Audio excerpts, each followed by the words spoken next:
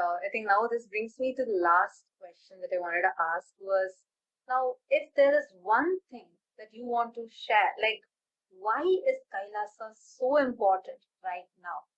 So, with these services, with the revival of Hinduism, now the major things that the world is combating with, be it in the perspective of war, there's so much of war and terrorism that's happening, or the climate change crisis that's going on, or even things like gun violence that is happening on.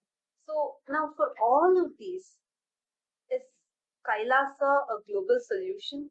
And why is Kailasa so important for humanity? What's the need for Kailasa during this modern time? Kailasa is the only solution for each and every problem in the world. Why? It is simple. In the principles of Hinduism, as Swamiji has revealed, in the Vedas and the Agamas, has clearly defined that what we are is what reflects outside in the world. So it's a suffering inside of us is what is reflected in terms of violence. When we radiate suffering, suppressed suffering and violence, the nature gives that back to us. Now, where does the cycle end? How do you end this vicious cycle? Because man has forgotten how to bring himself out of suffering, out of the delusion, out of anger, out of rage, out of jealousy. He has forgotten. He does not remember it, that he is living at his lowest consciousness. If you see, there's a chart by Dr. Robert Hawkins called The Map of Consciousness. In that, it is clearly drawn as a map. The lowest of consciousness is shame, fear, greed. And it keeps going, the chart keeps marking each of our emotions. And then there's a change from lower consciousness, lower emotions to higher emotions. Once that shift starts happening towards higher emotions, that's when man has experiences a breakthrough into superconsciousness.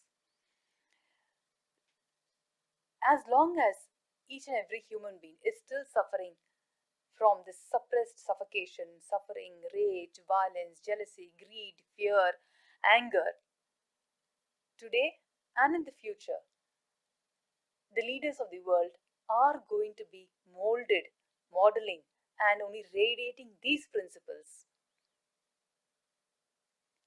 Then where are we heading as a world? Where are we heading as a humanity? It's time for all of us to stop, take the U turn, look into yourself, and who is going to help you do that? Where are you going to get the environment or the ecosystem to help you, support you to be your best self? When you look into the mirror or when you're dying, you should die as a man who's extremely happy for having lived the best life, having lived a good life. And Kailasa is the only place that teaches you, trains you, entrains you, literally handholds you to come out of this suffering. And there is nobody else who has the infinite patience, infinite compassion for man other than Swamiji. And as I explained before, just having a glimpse of him, I have seen people walk out of suffering and out of addictions, out of depression. Would you not want a simple solution for all the suffering and violence? I would. I really would. I would tell all my friends. In fact, that was how it started. I wanted all my friends to experience and have a glimpse of Swamiji. I really didn't care whether they're going to be long term devotees or anything. Just having a glimpse will help them walk out of suffering. So, for humanity to take the U turn from where we are right now, as you rightly mentioned, wars, violence, gun violence, rape, child abuse, child molestation, everything today possible is happening bad to the world.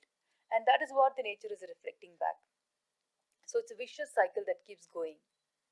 And Kailasa is there, standing for each one of us, each person out there, telling stop, stop the destruction. Let's give a better life for yourself and your future generations. And we are there to make it happen. That's one amazing quality I think Swamiji has ingrained in all of us of not giving up. Just by leading the life, by living the life he is living, by not giving up on his principles, by not giving up on his dharma, despite so much of persecution and violence perpetrated on him, that strength he's passing on to his sannyasis through and to the to the humanity through Kailasa. Because today's generation just gives up very easily. If you fail in ninth standard, commit suicide. If a girlfriend who's in 8th standard or in 6th standard says, I don't like you, throw acid in her face or break her head with a rock. If your mother says, no, don't go to a party, a 5-year-old child just takes out the weapon in his hand and shoots his mother. Is this the world that we all envisage for the future? Surely not. I think nobody would like to leave this world, to first live in this kind of world or leave this kind of world for the next generation. That's why I said in the beginning, there are only two game changers in the world: artificial intelligence and cosmic intelligence. And Swamiji is here through Kailasa. And it's only through Kailasa, and it's only Kailasa that is going to be able to make man stop, turn, look. Let's change the world for a better future. I hope that answered all the questions. Wow, thank you so much, Akka. That was really, really.